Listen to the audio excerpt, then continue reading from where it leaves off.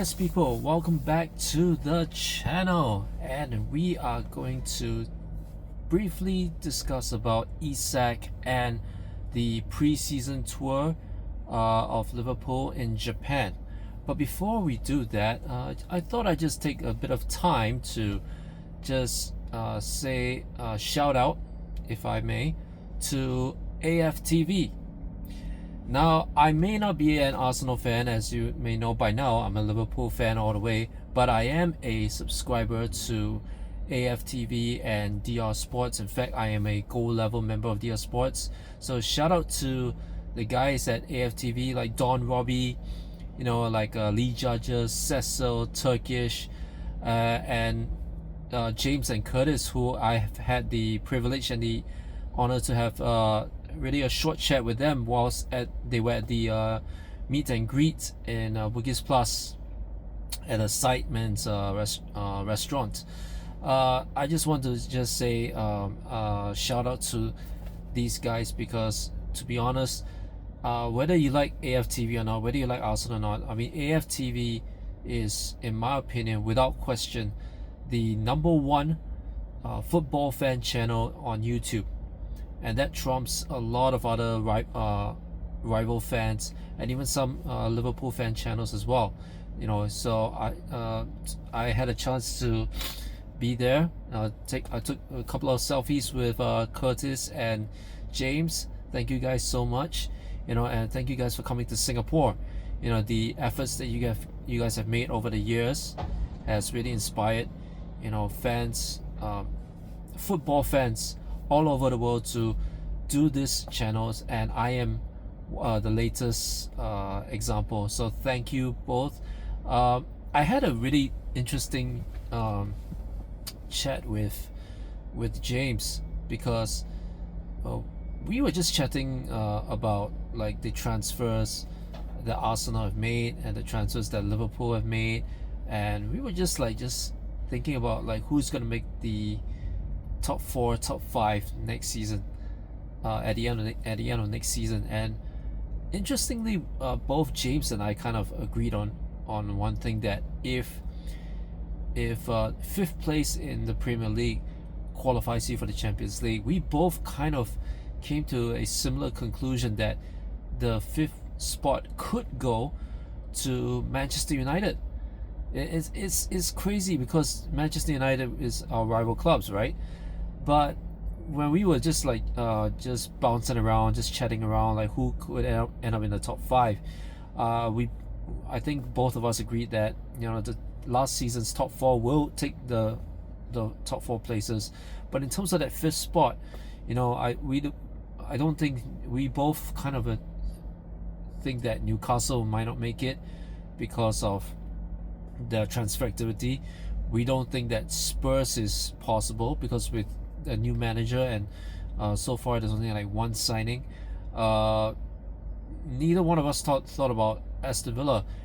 Just right off, just like that, both of us kind of think that okay, it could be Manchester United, because like they don't have any European football this coming season, so they have a lot of time in between games to kind of like form that Ruben Amorim identity and gel together. So who knows, it could be 5th place going to Manchester United. But nonetheless, we were just just chatting, and I did chat with Curtis on this as well, like what happens with Isak, and what happens with Rodrigo and Eze and all that stuff. So it was a really nice chat, and what makes it more memorable for me is that as famous as they are, as much an effort they've put in to make the channel successful, along with Don Robbie and the rest, they are just normal football fans like us, and that's the biggest thing I take away from my time, the time I spent just chatting with them, is that at the end of the day, all of us are football fans, and Aftv is like on the forefront of not just the Arsenal fan community, but the football fan community as a whole. So once again, to James, to Curtis, to Don Robbie, to the judges, Turkish, Cecil, thank you so much for coming down, taking the time to come down to Singapore and organizing this meet and greet. Thank you. And Don Robbie, if you're watching this, I've kind of left a DM left a DM on your Instagram. If there's a chance for international fans, not just of Arsenal but of all the clubs, if there's a way for us to be a part of your shows, whether it's the Bias Premier League show or the DR Sports Weekend Roundup or Weekend Preview, if there's a way for us to be a part of the show, I like for the international fans to just be like a guest, and hopefully this goes so like help promote your channel, and bring your media channels, fan channels, and your YouTube pages to new heights. By the way, if you want to, for the Arsenal fans, if you're Arsenal fans watching this, be sure to subscribe to AFTV and to DR Sports as well. I'll leave the link in the description so that you can just check out those channels. Speaking of transfers, let's shift gears to Alexander Isak. Newcastle, we told you there's an offer. We have an offer with you. You cannot refuse. Sorry, poor mafia impersonation, but you get the point, right? Isak now has agreed personal terms as per the latest reports. They have agreed personal terms. Isak has agreed personal terms with Liverpool. Now all that's left is just a bid, and we have the money to bid for them. Why? Because we just sold Luis Diaz to Bayern Munich for 75 million euros. That would equate to like maybe 65 million pounds. I'm not sure, but that's half the fee we got for Isak. So imagine if we sell Darwin Núñez and Harvey Elliott, a combined, if Darwin Núñez goes to Saudi, I think 70 million pounds is easy. Harvey Elliott goes to another Premier League club, that's about 40 million, I think. Yeah, 40 million pounds. It's not just Isak we can get for those three players player sales. It's also Mark Gahey. And we definitely need a centre back right now with Joe Gomez injured again. Nothing against Joe Gomez, but he's very injury prone. So is Konate, which means all we have now is Van Dijk and Konate. We need one more centre back, and we need to get this Mark Gahey deal done.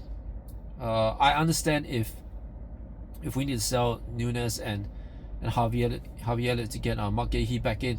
To get Mark Gahey into Liverpool, but if that's what it takes, but we have the ability, because Michael Edwards and Richard Hughes, they don't mess around.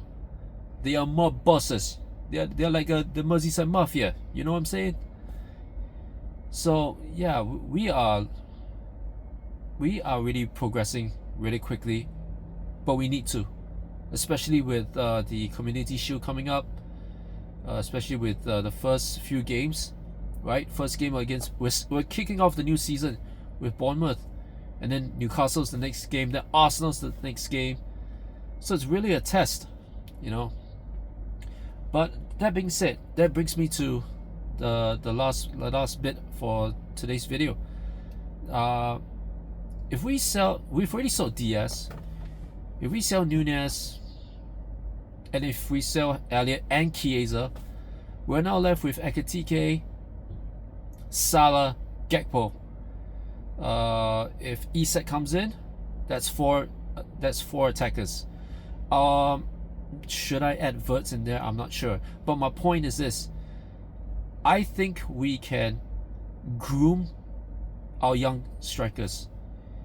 If the performance from Ingamoa and Trey Neoni is any indication, hey, hold on, these two could be in part of our squad, because what they can do is be the attackers for the cup competitions. Of course, that means the Carabao Cup, the FA Cup. It all depends on the opposition, of course. Not to put any pressure on those young guns, but if their performance against in Japan is any indication, hey, they could be the future. I could easily see Florian Wirtz being the link up for not just Isak, potentially Isak and Aktv, but he can also be the link up for like Ingamoa and Trey Neoni in the future. So things are looking up. But we need to get those transfers done. We need to sell the players that we need to sell, bring in the players we need to bring in, and get ready for this upcoming season, because maybe for the first time in a very, very long time, and I'll steal this quote from Laurie from Aftv, and he said this in a DR Sports weekend roundup just recently. He said that this could be the most exciting season in years, and I absolutely agree with him, because I left this super chat in that same show. The stakes could not be any higher for the 4 clubs that finished in the top 4 last season, because Liverpool wants to make history by being the 4th club in Premier League history to retain the Premier League. Arsenal, they are under immense pressure to win 1 trophy this season with their strike force of Gyökeres, Saka, and potentially Eze. If they get Eze in, they need to win at least 1 trophy.